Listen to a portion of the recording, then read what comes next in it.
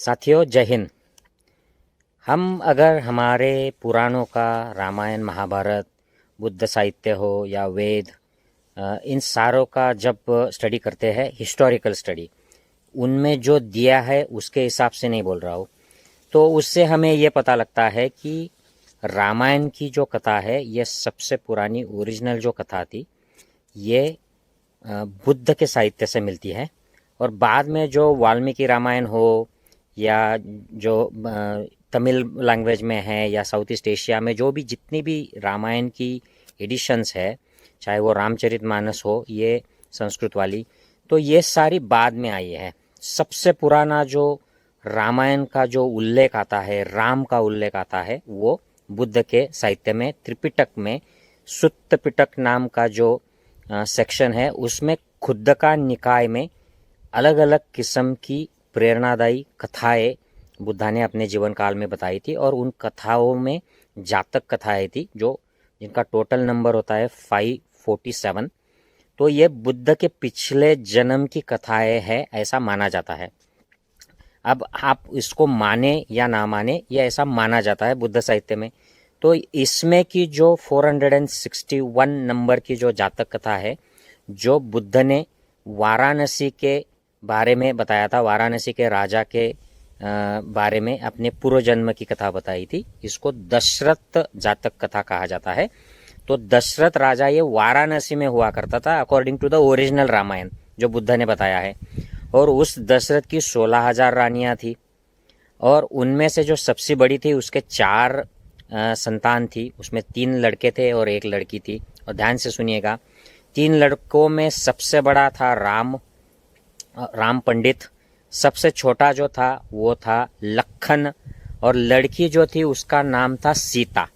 तो ये ओरिजिनल जो सबसे पुरानी जो राम कथा है उसमें बताया गया है कि राम, लखन और सीता ये और एक चौथा भी लड़का था, वो ये चारों सबसे बड़ी जो रानी थी दशरथ राजा की उसकी ये औलादे थी।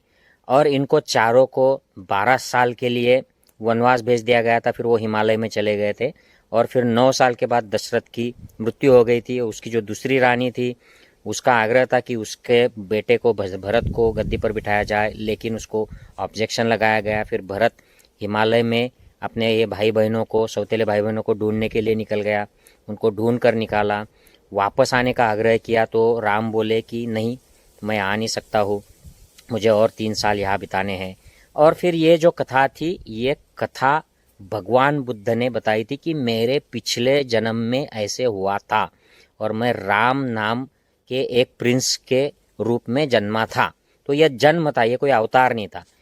तो ये राम का जन्म हो गया। अब भगवान बुद्ध के साहित्य में इसी खुद्दका निकाय सुत्त पिटक की जो कथाएं है इसमें 407 नंबर की जो कथा है उसको कहते हैं महाकापी जातक। मतलब ये भी पिछले जन्म की एक कथा हो गई। इसमें भगवान बुद्ध अब इस जन्म में बुद्ध हो गए, लेकिन उनके जो पिछले जन्म थे उनमें वो बोधिसत्व थे, वो बुद्ध नहीं हुए थे। तो वो अलग अलग प्राणी योनि, मनुष्य योनि, अलग अलग योनियों में से जा रहे थे। तो ये जो महाकापी जातक है इसमें वो प्राणी योनि में जन्मे हैं और एक बंदर के रूप में जन्मे हैं। और ये वाराणसी के जंगल के अंदर जो बंदर की पॉपुलेशन है 80,000 से लेके 1 लाख तक के बंदर है, उनके ये राजा है। तो ये वानर राज है।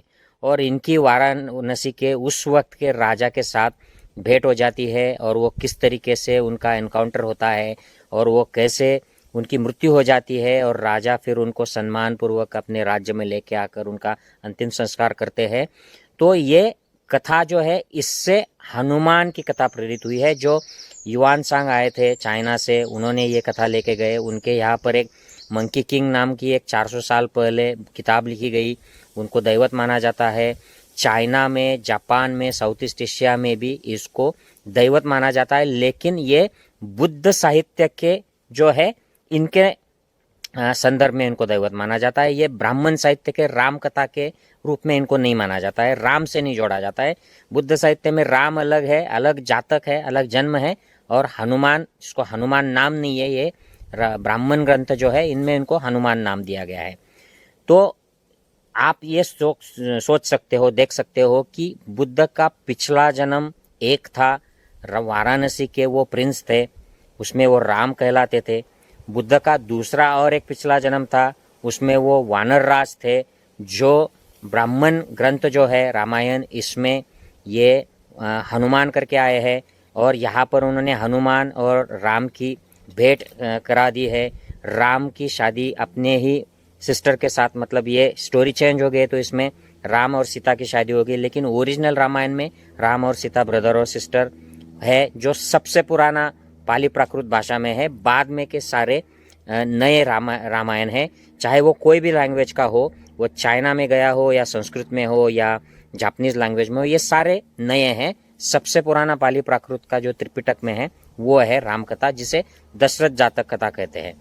तो ये पॉसिबल ही नहीं है कि राम और हनुमान ये एक्चुअल में मिले थे, क्योंकि ये अलग अलग 2 जन्मों की कथाएं थी।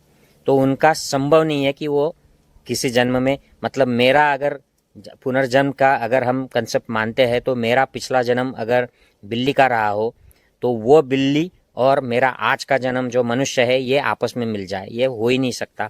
इसलिए राम कभी भी हनुमान से मिले नहीं है एक्चुअल में।